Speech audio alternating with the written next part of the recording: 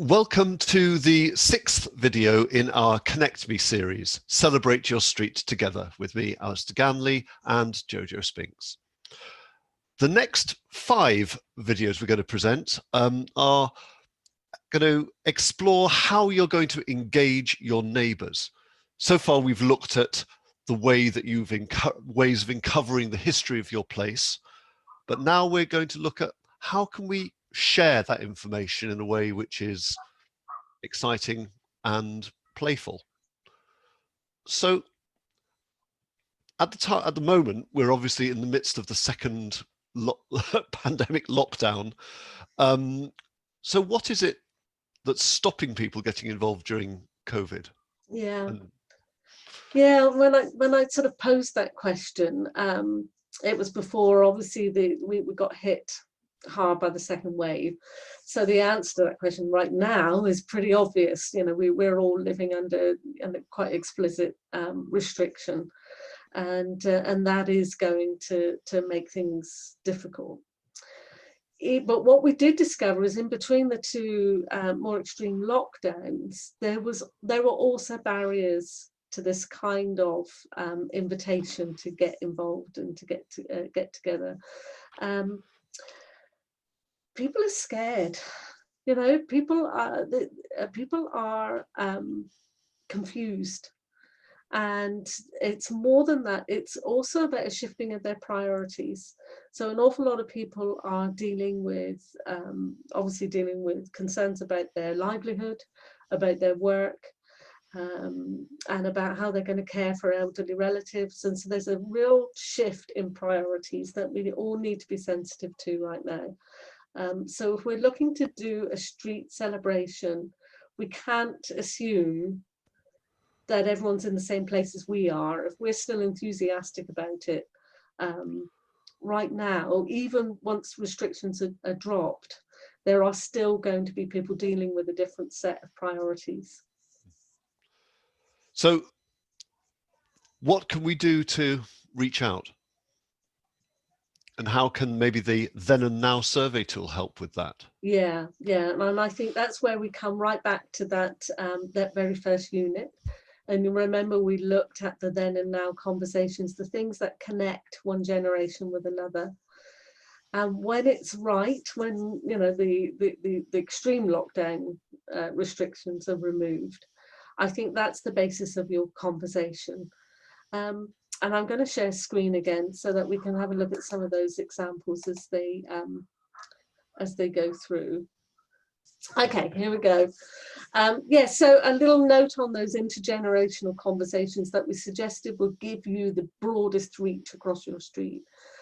There are themes, and we identified one in Unit 1 that really do speak to everyone, and that is being able to get out on the street. This is why street parties have always been popular, and why we've seen them be popular during this period, particularly over VJ Day, because it's one of the themes that speaks well across the generations. I call it the jumpers for goalposts. We remember as children when we used to be able to go out and occupy space in our street. That's a theme that will definitely map well across the generations. The other is digging for Britain. I'm calling it that. It's talked about by both sets of generations slightly differently.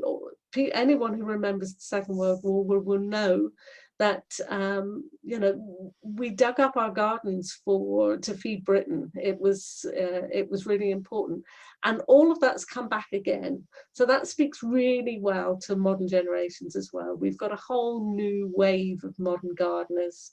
So that's another theme that does well. And make, do, and mend. We're really keen on recycling, upcycling, remaking. Well, the previous generation and the generation before, they know all about that. They remember that. They've got stories to tell about that. So we can use that mapping across, that tool that we discovered in Unit 1, to restart these conversations. And you'll find these themes will trigger better than some of the others. That's great. I think that it's lovely when you've got make those links and you suddenly have that conversation with either a child who's got some seeds that they're kind of passing out over their garden gate as you walk past, or you talk to an elderly neighbor who's similarly got kind of horticultural interests, and you have these wonderful conversations just about what grows well.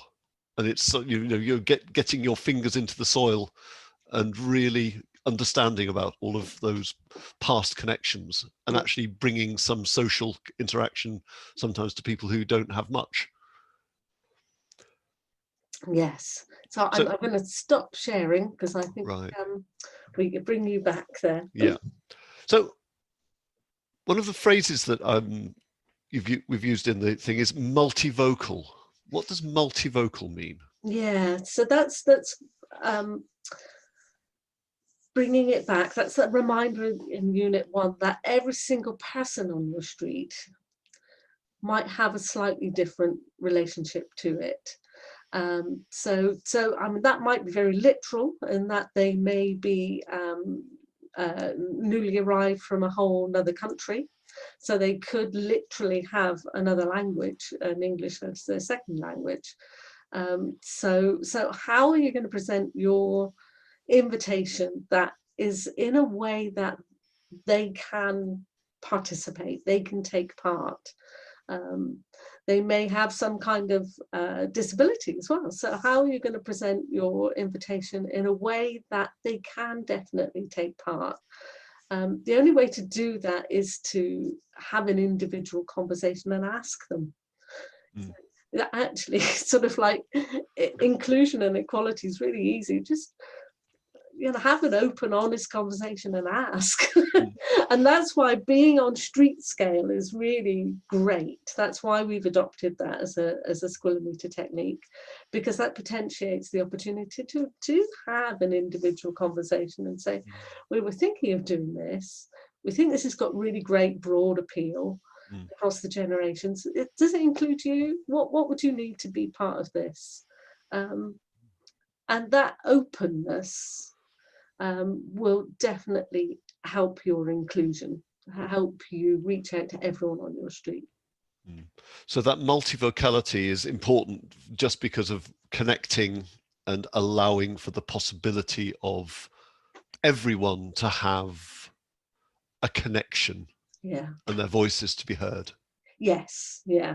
Basically, it relates directly to inclusion, because you want to celebrate your street together. That's what this course is called.